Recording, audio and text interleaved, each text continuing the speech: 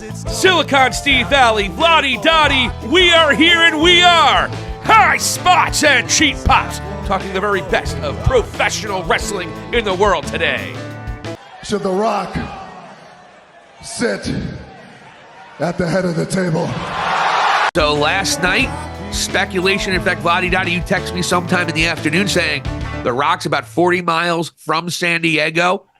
Triple H, we tweeted about it on our Facebook. I'm sorry, we posted about it on our Facebook. Triple H sent out a tweet saying, hey, I would watch, is all I'll say. I won't confirm or deny. I knew it was somebody big. Yeah. Someone said Braun Strowman. One of our followers said Braun Strowman. Someone said possibly Sasha Banks. No one said Jinder Mahal.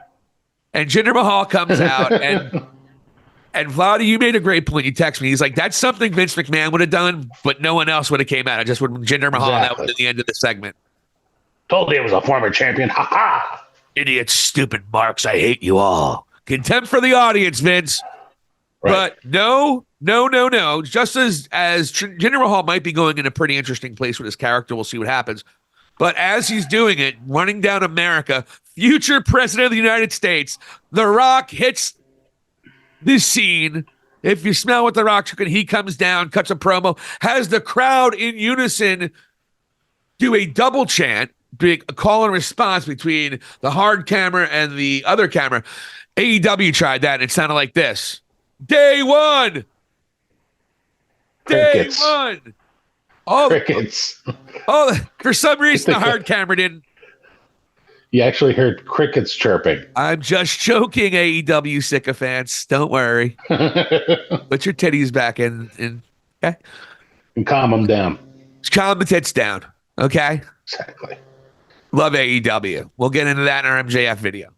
However, Rock gets that going on, and then there is a physical confrontation. And of course, he hits the spine buster, then hits the most electrifying move in sports entertainment, people's elbow, ba.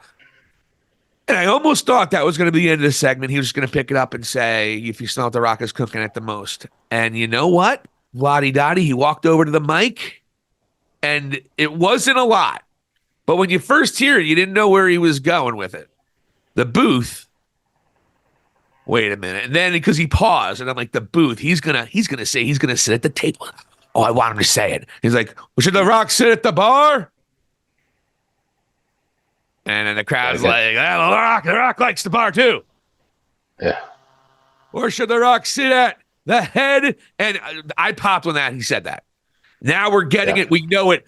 Or should The Rock sit at the head of the table? And as you pointed out, that sound after he said that was the sound of money being printed. And what a moment. But Vladi Dottie, that begs the question. Who is main eventing WrestleMania with Roman frickin' Reigns? Who's main eventing WrestleMania anyway? Holy cow, Vladi Dottie. Unbelievable. Right now, speculation is Rock Roman Reigns at WrestleMania. Do you think that's in play, or did The Rock just make a little bit of a tease that he's watching? No, to me, it seemed like it was a direct message that we're getting Roman and Rock. Yeah, it was calculated last night. It's the first Raw of the new year, and it's basically a countdown to WrestleMania. And The Rock being that direct and hearing that crowd pop, and they cut the cameras to the crowds. People are facing each other like it's happening. Now you get something building here, because a match with The Rock in Philly at WrestleMania 40, it gives WWE that much more of the ability to expand a bit here, because here you have the number one movie star in America going against his cousin. Now, if you weren't too much of a wrestling fan, you might be like, wait, Rock has a cousin that's like the world champ, and he's like, and they're colliding here? That might give, newer fans more of the reason to go and check this out, which further puts Roman over even more with new sets of eyes on him. Like, he's going to be a star continued in wrestling or in the movies as well. Like, he's going to be huge. So, yeah, this is huge that he actually went and put Roman on his radar in front of the world.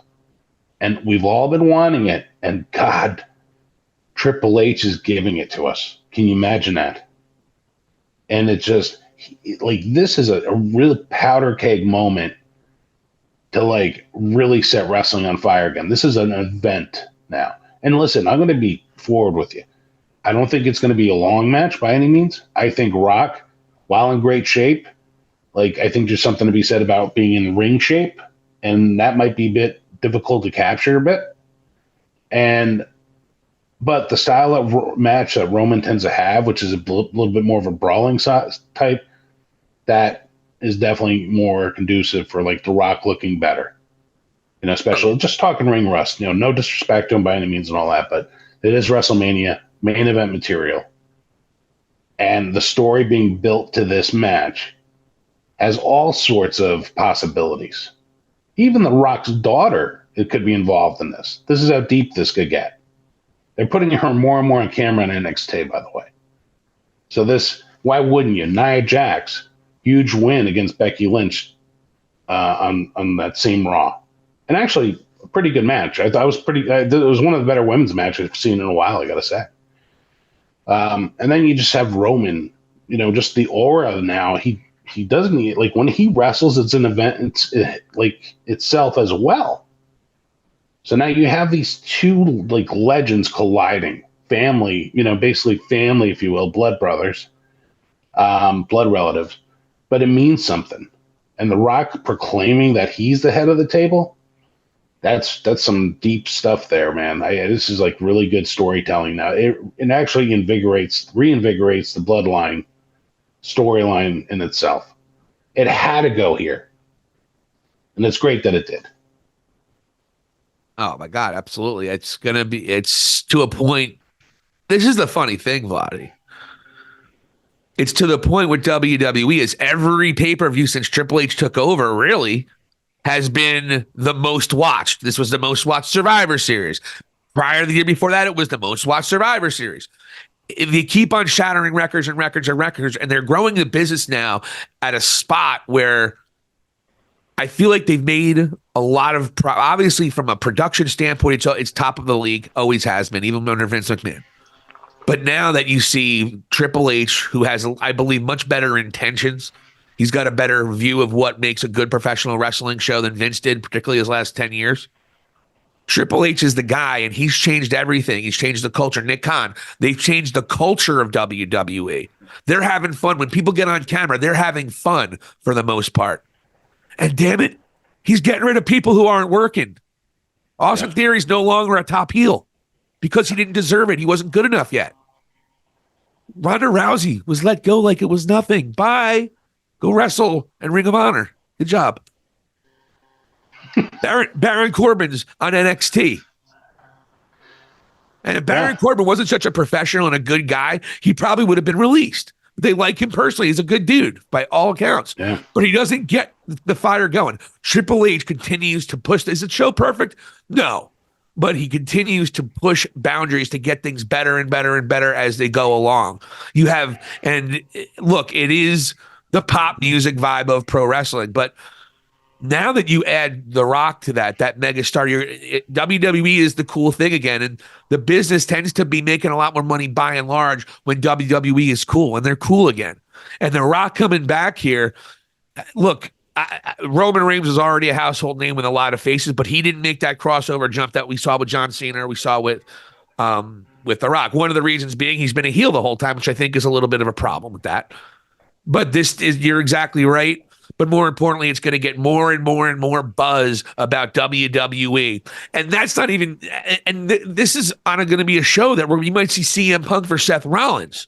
This is going to be a show where there's all these other great possibilities. We got Brock and we got Gunther possibly. It's going to a place where it's almost too much for two nights at this point in time with all the stars that they have and all the stories that I care about.